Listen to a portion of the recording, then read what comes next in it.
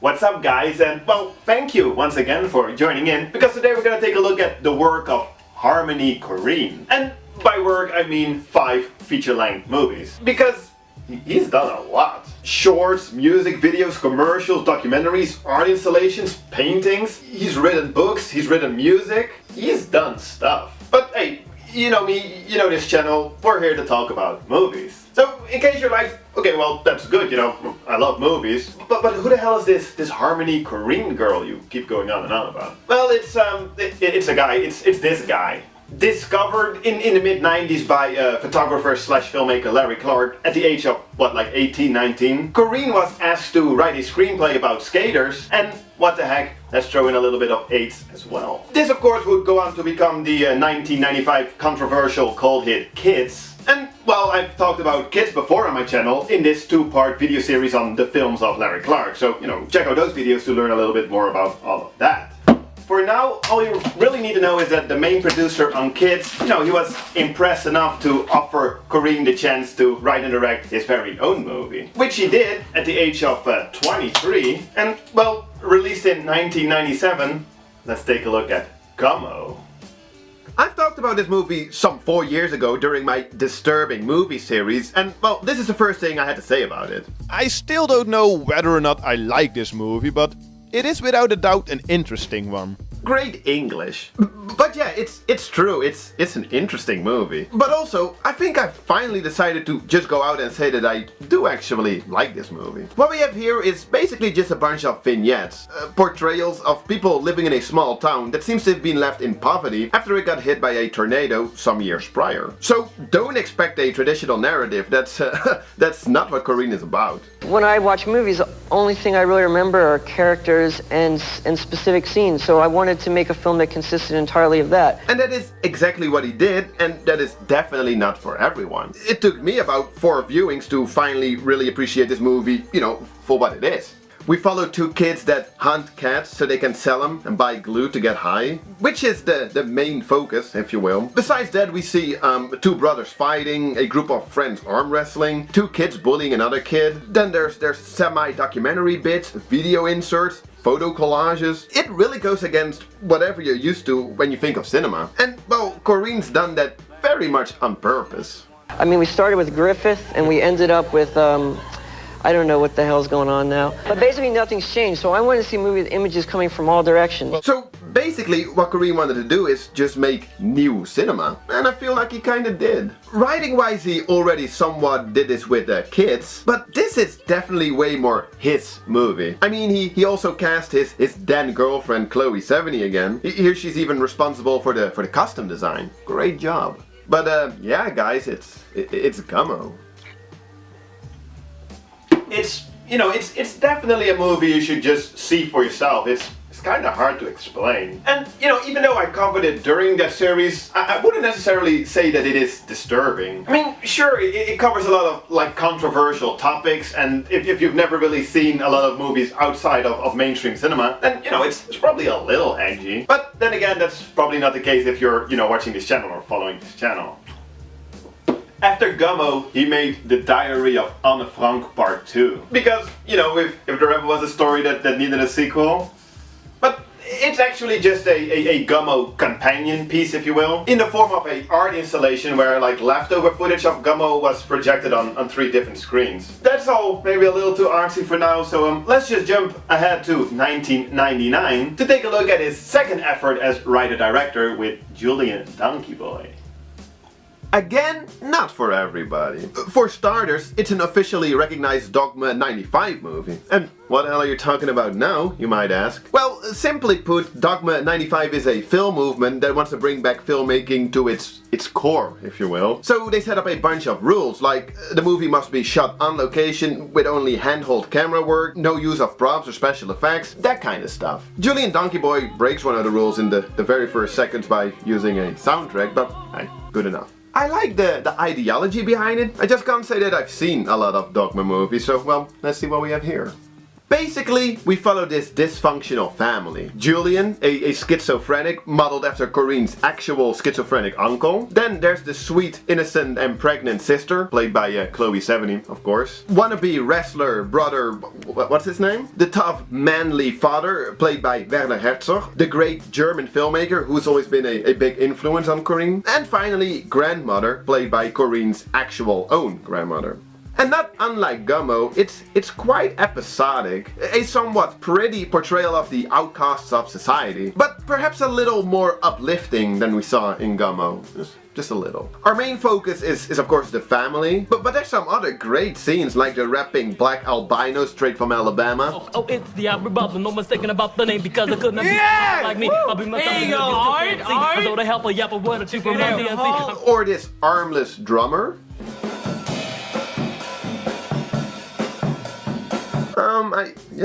I kinda like this movie. But it's like Werner Herzog himself says best. I don't like it because it's so artsy-fartsy. You see, I like the real stuff. Because there's also a lot of like stop motion, photo collage type of bits or random voiceover bits. A little too artsy-fartsy for me personally. I mean, I prefer the actual scenes where we get an interesting look at schizophrenia and the dynamics of this dysfunctional family. And yes, the movie looks grainy as fuck. The movie is shot on digital video, you know, these mini DV tapes, then transferred to 16mm or 8, depending on the source, and eventually blown up to 35mm.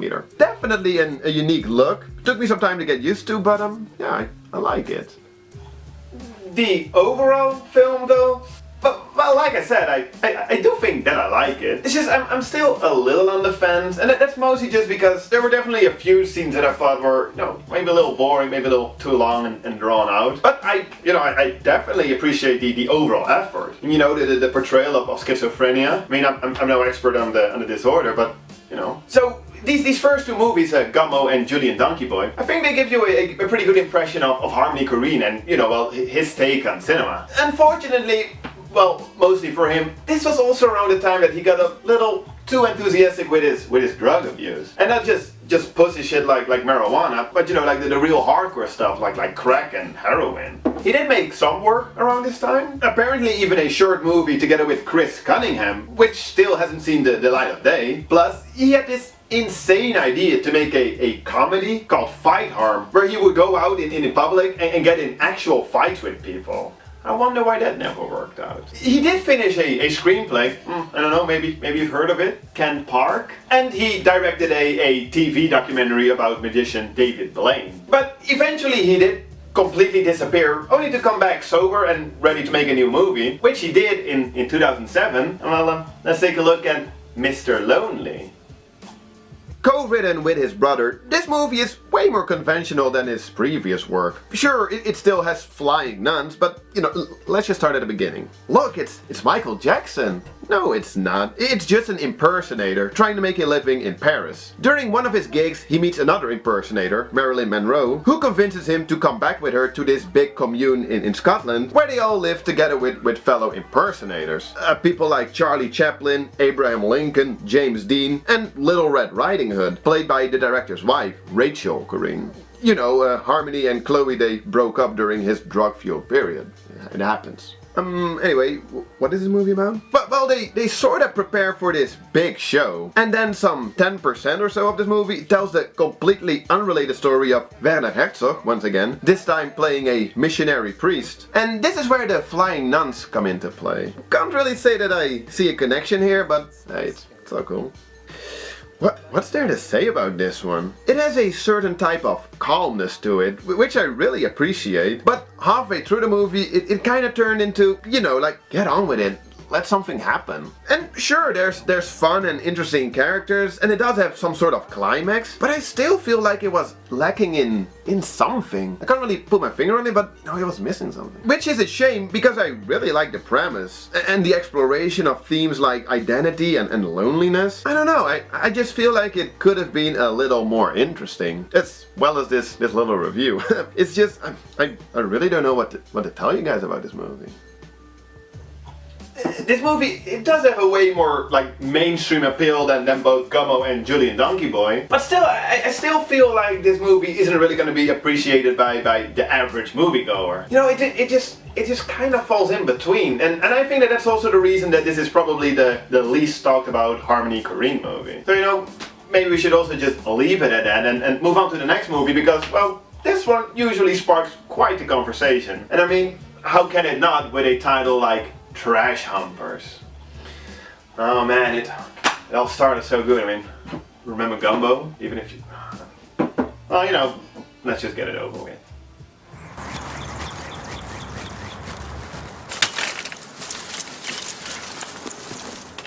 Well, that's Trash Humpers. After this movie, Korine I guess I do have to talk about it a little, don't I? Okay, for the sake of completion then.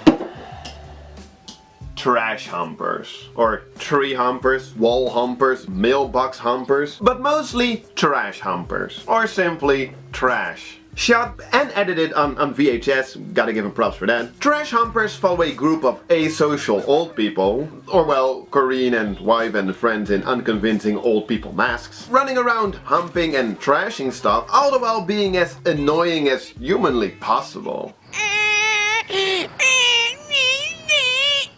Stop it.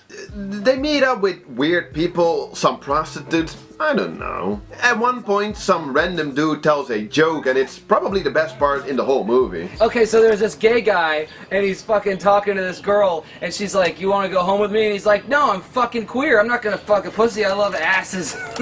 And considering just how bad that joke was, well, that should sort of tell you how I feel about this movie. It's honestly probably one of the worst movies I've ever seen. And I've seen some shitty movies, not just the Plan 9s and Troll 2s and The Room type of movies, which are actually a lot of fun, but the really shitty stuff like Axum and Das Koma Brutale Duel.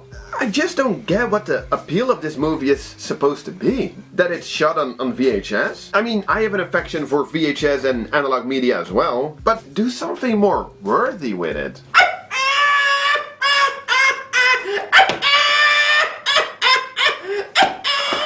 Who would want to watch this?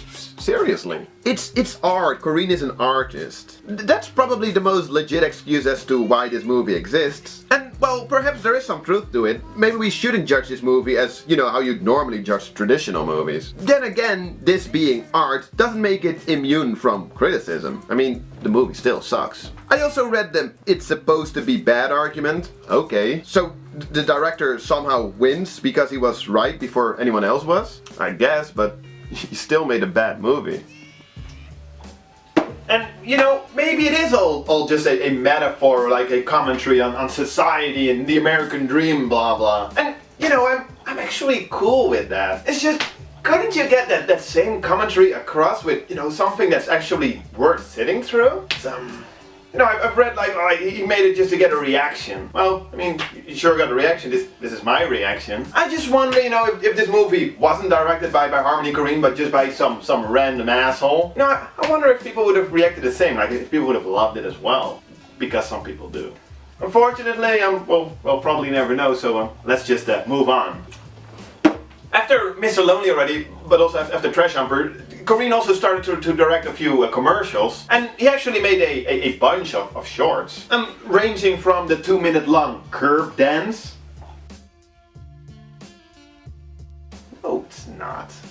To probably most notably, Shini Wam, I guess. The 15-minute Die Antwoord short. And you know, as much as I like Die Antwoord, this short, I don't know, it just didn't really do it for me. So eventually, in 2012, 3 years after Trash Humpers, he did come back with, well, to date, his latest and, well, without a doubt, his biggest movie, Spring Breakers. And in case you had never heard of Harmony Korine, there's definitely a chance that you would have heard about this movie. Spring Breakers. I mean, I for one, I remember very well when this movie was announced. A Harmony Korine movie starring former Disney stars in bikinis going wild during spring break. Nice. Well, let's take a look.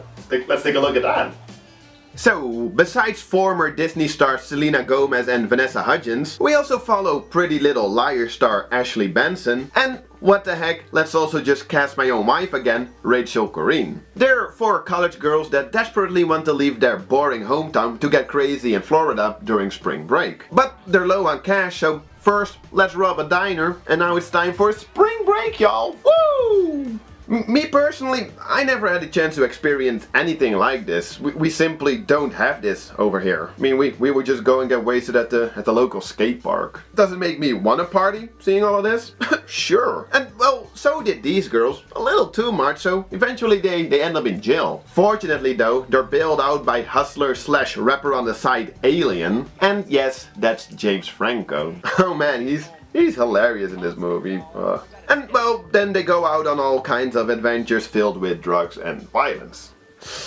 Okay, well, it definitely looks great. It's very well shot, it's colorful, it creates this almost dreamlike atmosphere, especially in combination with some of the score as well as the editing. It's definitely a visual experience, and well, from what I understand, that was kind of the intention. And that's good, because story-wise, it's pretty stupid. I'm starting to think this is the most spiritual place I've ever been. What? Well, I guess teenagers are just that stupid, but then why would we want to follow them? I've read a bunch of different interpretations, ranging from it being a metaphor for feminism, to it being a satire on the mindless and pointless MTV youth culture. But Korine himself, he never confirmed any of this. As a director and as the writer, you don't necessarily want to also describe your intent, you know, or prescribe meaning to everything, because then it's almost like you're suffocating it, you know. So, you know, I'm actually cool with the fact that it is just a movie about some YOLO chicks shooting up the place. My biggest problem is that halfway through, it just gets boring and way too repetitive. It's, oh man. Also, because of the editing, the constant flash back and forwards to shots and scenes that you've just seen or you're about to see, and the constant voiceovers that just keep repeating themselves, it's... Well, like I said, it does help in creating this dreamy atmosphere, but at one point it becomes just way too much, like tedious, and it honestly starts to feel way more like a filler than anything. You know, just to stretch the running time out to some 90 minutes. If it wasn't for that, I would have liked it quite a lot, actually, I think. Really? I mean, whenever I think back to this movie, I usually go like, wait, why did I like this one again? And I go like, oh yeah, it's because it's so freaking repetitive. It's a shame, because you know, as just a over-the-top visual experience, if it was like 50 minutes shorter, it would have been pretty awesome. I mean, it would have been short, but would have been better. But yeah, that brings us to the end of this overview of the films of Harmony Korine. In the end, I like the guy. Don't get me wrong, I really do. I mean, I might not like all of his movies that much, but I do really appreciate his approach to cinema. And you know, I think it's good, it's great to have people like Harmony Korine that are like kicking against the establishment, if you will. So... he's still busy, you know, like directing commercials and music videos. It's just, it seems like we'll have to wait a little longer until we see a new feature-length movie written and directed by Harmony Korine. I know that he was working on The Trap with an all-star cast, but that seems to be on hold right now for whatever reason. And now, quite recently, he announced that he wants to adapt the novel Tampa into a feature-length movie. We'll see. Whatever it'll be, his new movie, I'll be watching. Cheers, guys. Why did I do that?